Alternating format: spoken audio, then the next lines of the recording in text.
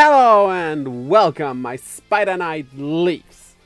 So, next episode of KingOhger, and what can I say? I love this show, and this episode again is great, so let's have a look. Episode 15, Visiting Suzume.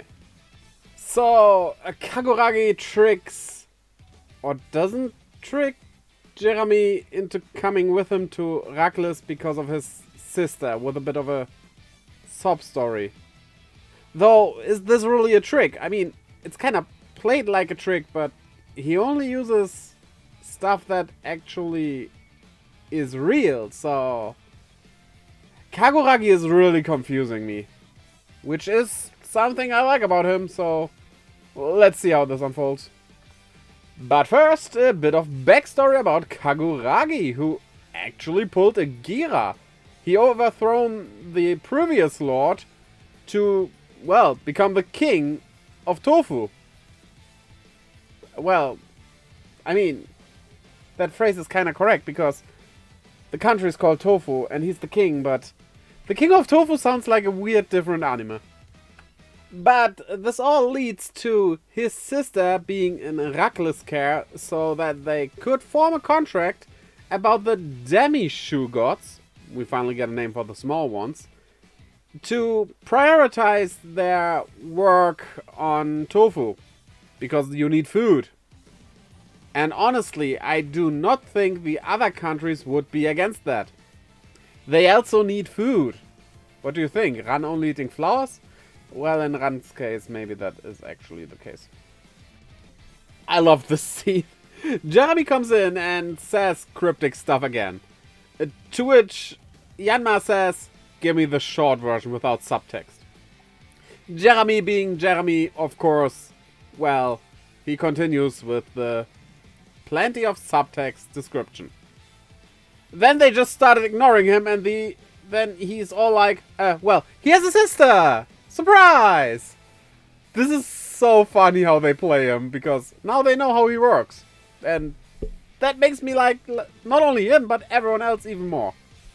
Well, she is held captive in Shugodam under the pretense of her being a potential fiancé. So Gira comes up with a plan of rescuing her so that she can be his potential fiancé, and that way he can control Kaguragi. You really are a tyrant, King. Kinda. You have way too good of a heart, and I guess your first and foremost priority is to save that girl. But you also really play that role really, really well, honestly. You do have the right ideas, at least. But still, everyone can see through you not actually being evil. Oh well. Gira does what Gira does, I guess. Monster of the Week introduction time. It's, I'm pretty sure, a fly? Pretty sure? I do like the design with a bit of fluff and that. It's nothing too special, like last episode's. But it works, yeah. In general, the designs of the weaklings of the week, I almost said. The villains of the week, that's pretty solid in this one.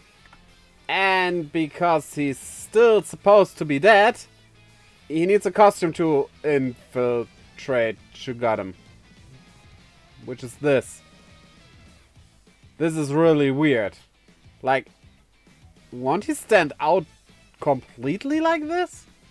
Also, they are in Shugodam right now, so maybe you should have put that on before going there?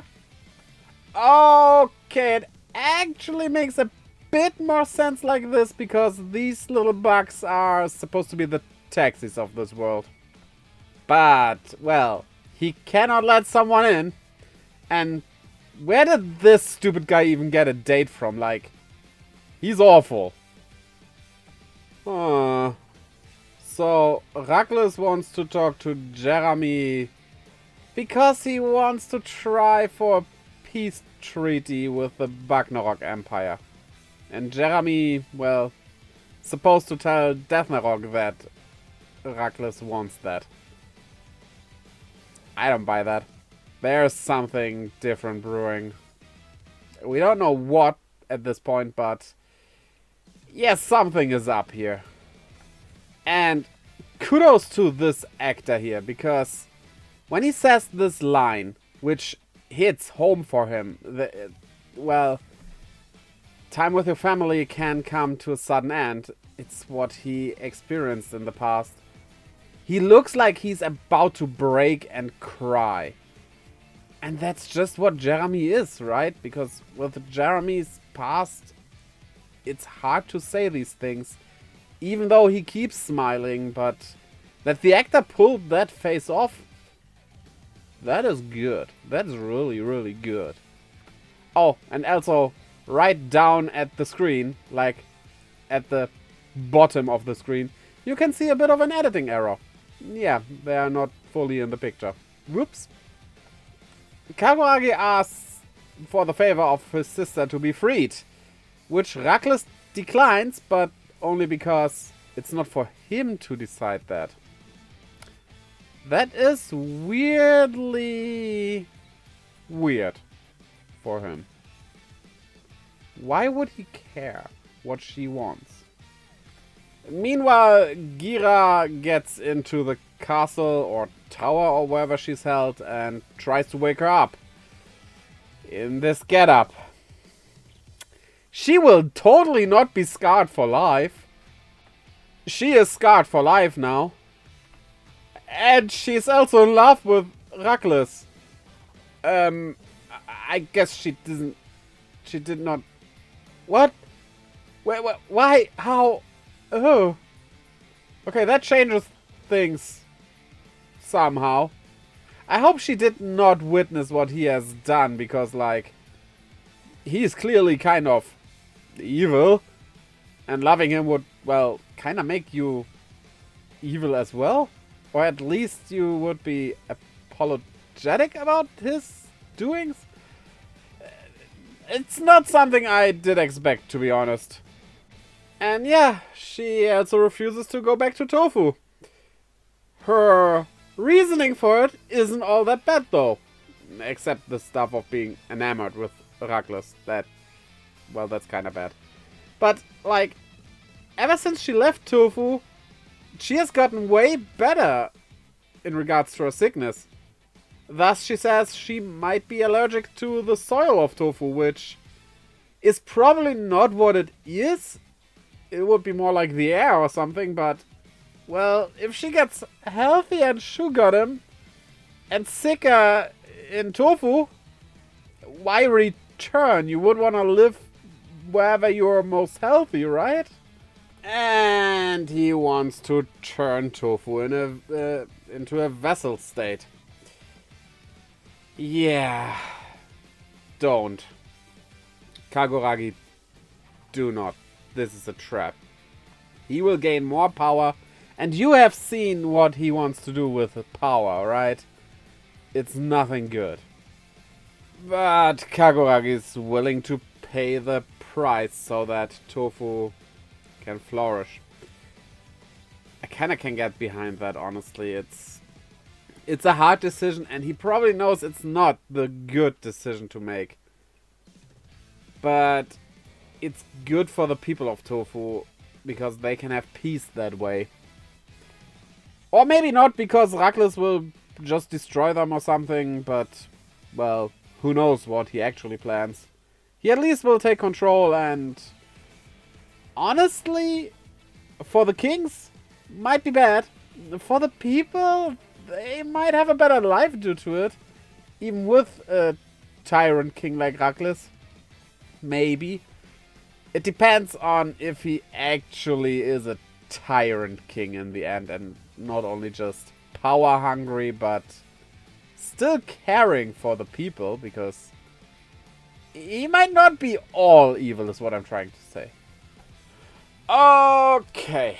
While I hate this guy, honestly, his date, not good. Yes, he was late, which is not nice.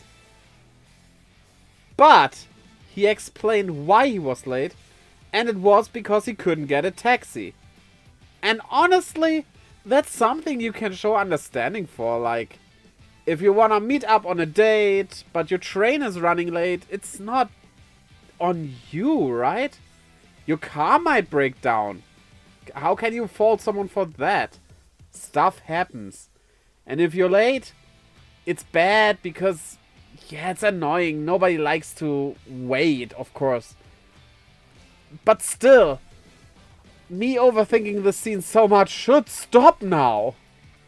Ah, yeah, battle time. But what I really wonder about is, people think Gira is dead.